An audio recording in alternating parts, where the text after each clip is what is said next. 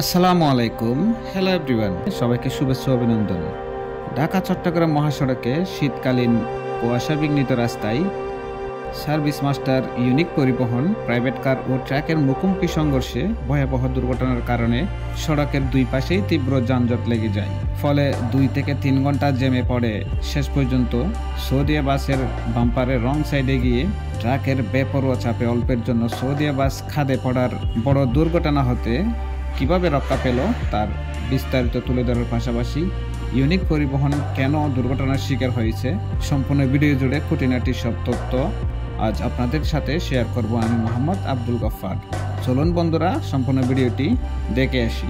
সেই সাথে অনেক কিছু শিক্ষণীয় ব্যাপার আছে যেগুলো সম্পূর্ণ ভিডিওটি দেখলে আমার মনে হয় আপনারা দেশের যে কোনো জায়গায় যাতায়াত ও ভ্রমণের ক্ষেত্রে নিজেকে সতর্ক রাখার চেষ্টা করতে পারবেন।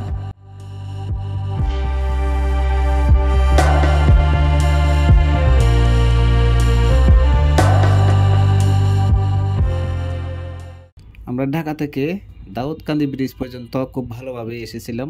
হঠাৎ দেখি দুই পাশেই জ্যাম লেগে বসে আছে। 2 থেকে 3 ঘন্টা জ্যামে পড়ে থাকার কারণে এক ধরনের বাধ্যতামূলক রং সাইড দিয়ে যাওয়ার জন্য বেছে নিতে হয়। এদিকে আমরা রং সাইডে আসার পর থেকে দেখতে পাচ্ছেন হালকা হালকা অগ্রসর হচ্ছে ঢাকা থেকে চট্টগ্রামমুখী লেনের জ্যামগুলো।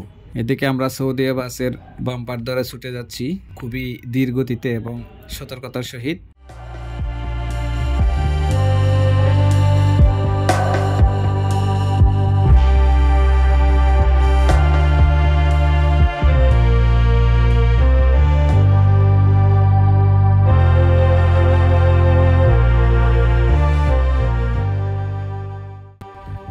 আপনারা দেখতে পাচ্ছেন কিভাবে যে ট্রাকগুলো চাপ দিয়ে যাচ্ছে। সৌদি বাসটি এতই সতর্কভাবে এতই স্লোভাবে যাচ্ছে, নিশ্চয়ই ড্রাইভার সাহেব কিন্তু অনেক সমস্যার মধ্যে পড়ে যাচ্ছেন যে আসলে হুট করে এসে কোনো মুখোমুখি সংঘর্ষ হয়ে যাচ্ছে কিনা, যার কারণে দেখতে পাচ্ছেন আমরা অলরেডি রাস্তার বাইরে চলে গিয়েছি। ডান পাশের চাকা অনেকক্ষণ ধরে জ্যাম লেগে থাকলে যে কেউই রং সাইডে ঢুকে যেতে পারে, কারণ যাত্রাপথে অনেকেরই অনেক সমস্যা জড়িত কারণ হতে পারে, যার কারণে কিছু বাসের যাত্রীদের তাড়াতাড়ির কারণেও কিন্তু এই বিপজ্জনক রাস্তাটি বেছে নিতে হয়। তাই বললাম বাধ্যতামূলকভাবে কিছু যাত্রীদের চাহিদা অনুযায়ী আসলে আমাদের চালক সৌদিয়া বাসের পিছনে রং সাইড দিয়ে চলে যাচ্ছে। আপনারা ইতিমধ্যে দেখতে পাচ্ছেন যে সৌদিয়া বাসটিকে কিভাবে নালার দিকে ফেলে দিচ্ছিল, অল্পের জন্য কিন্তু বেঁচে গেল। কারণ ট্রাকগুলো এমনভাবে আসতেছে যেন তারা সামনের দিকে আর কোনো পরিবহনই দেখতে পাচ্ছে না, একই সাথে 2-3 সারি করে চলে আসতেছে।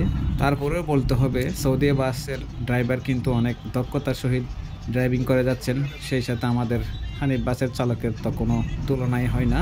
আসলে সৌদিয়া বলেন, হানিফ বলেন, শ্যামলী বলেন, মার্সা বলেন, এদের এই ড্রাইভারগুলো কিন্তু আসলে খুবই পারদর্শী এবং দক্ষ চালক হয়ে থাকে, যার নমুনা কিন্তু আপনারা ইতিমধ্যেই দেখতে পাচ্ছেন।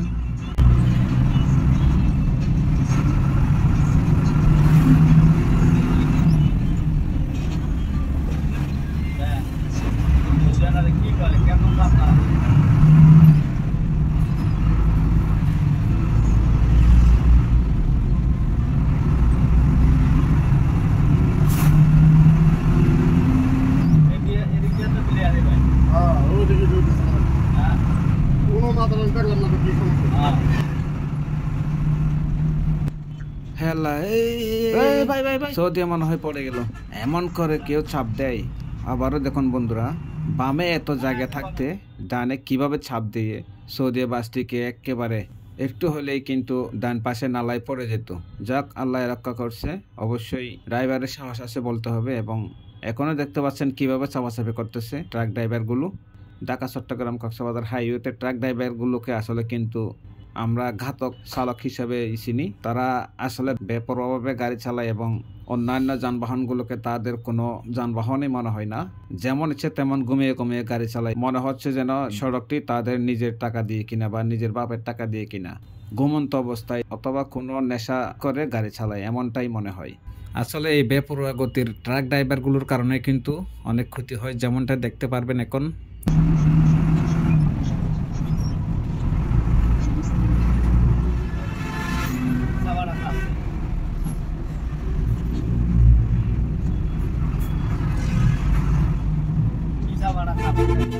আমরা ইতিমধ্যে সামনে আর বেশি না গিয়ে সৌদিয়ার বাম্পারেই আবার আমাদের ঢাকা থেকে চট্টগ্রামমুখী লেনে চলে গিয়েছি।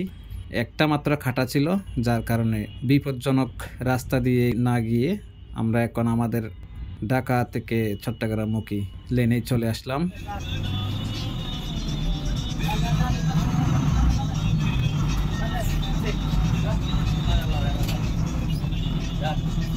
সামনে আমার মনে হয় যে লাইটিংগুলো দেখতে পাচ্ছেন সেখানে দুর্ঘটনাটি করেছে, ঠিক যেমনটা বলতেছিলাম। পরিবহন জগতে সার্ভিস মাস্টার ইউনিক বাসের সাথে ট্রাক এবং কারের ত্রিমুখী সংঘর্ষ দেখা যাচ্ছে এবং এখান থেকে কিন্তু মূল জ্যাম লাগার কারণটি সৃষ্টি হয়েছে। ওই পাশ দিয়ে দেখতে পাচ্ছেন যে আসলে একেবারে বাস ট্রাক সব যানবাহন কিন্তু দাউদকান্দি ব্রিজের শেষ মুহূর্ত পর্যন্ত আসলে লেগে আছে। আসলে আমরা রং সাইড দিয়ে যেই যাত্রাটি করেছি আসলে সেটা করাটা মোটেও উচিত হয়নি। তারপরেও দীর্ঘক্ষণ যানজটে পড়ে থেকে আসলে মাথাটাই নষ্ট হয়ে যাচ্ছিল, যার কারণে ওই বিপজ্জনক রাস্তাটিকে বেছে নেই এবং ধীরে ধীরে আমরা আবার আমাদের লেনে চলে আসি। জ্যাম লেগে থাকার কারণে কিন্তু আমার মনে হয় ইউনিক বাসটি রং সাইড দিয়ে চলে যাচ্ছিল, মুখোমুখি এসেই কিন্তু ট্রাকের সাথে কারের সংঘর্ষ হয় এবং সাথে ইউনিক বাসের সাথে হালকা মুখোমুখি সংঘর্ষ হয়। তবে ইউনিক বাসের তেমন ক্ষতি না হলেও প্রাইভেট কার এবং ট্রাকের অবস্থা খুবই মারাত্মক ছিল, যেখানে পুলিশ এসে একেবারে ব্যারিকেড দিয়ে রাস্তা বন্ধ করে দিয়েছে। নিহতের কোনো খবর পাওয়া না গেলেও প্রাইভেট কারের চালক এবং যাত্রীরা আহত হওয়ার খবর পাওয়া গিয়েছে। তো ইউনিক পরিবহনকে অবশ্যই জরিমানা করতে পারে হয়তো, যার কারণে পুলিশ ইউনিক পরিবহনকে আটকে রেখে দিয়েছে রং সাইড দিয়ে যাওয়ার জন্য। সেটা দেখে আমরাও কিন্তু আমাদের লেনে চলে আসছি। এই ছিল মূলত আজকের ঘটে যাওয়া দুর্ঘটনামূলক তথ্য ও বিস্তারিত একটি শিক্ষণীয় ট্রাভেল ব্লগ। আজকের এই ভিডিও দেখে আমরা যেটা শিখতে পারি সেটি হচ্ছে বেপরোয়াভাবে গাড়ি চালানো থেকে বিরত রাখতে হবে। গুম চোখে গাড়ি চালানো যাবে না। কুয়াশা বিঘ্নিত শীতকালীন সময়ে অবশ্যই ধীরে সুস্থে এবং ঠান্ডা মাথায় গাড়ি ড্রাইভিং করতে হবে। যাত্রী এবং চালকদের উভয়কে মিলে মিশে কিন্তু ভ্রমণকে উপভোগ করতে হবে, যাতে কোনো বেপরোয়া গাড়ি ড্রাইভিং করার জন্য চালককে উত্তেজিত না করা হয় এবং ট্যুরের নামে যে বাসগুলো বাউলি বাজিয়ে গতির রেসিংয়ে মেতে ওঠে সেগুলোকেও কিন্তু আইনের আওতায় আনা উচিত আমার মনে হয়। আরও একটি কথা হচ্ছে, যতই যানজট হোক না কেন রং সাইড দিয়ে গাড়ি চালানো আসলে বন্ধ করা উচিত বলে আমি মনে করি। কারণ একটি দুর্ঘটনা সারা জীবনের কান্না। যার পরিবারে স্বজন হারাই সেই কিন্তু বুঝতে পারে আসলে একজন মানুষের কি দাম তার পরিবারের জন্য। তো বন্ধুরা, আজ এই পর্যন্তই। আসসালামু আলাইকুম রহমতুল্লাহি ওয়া বারাকাতুহু।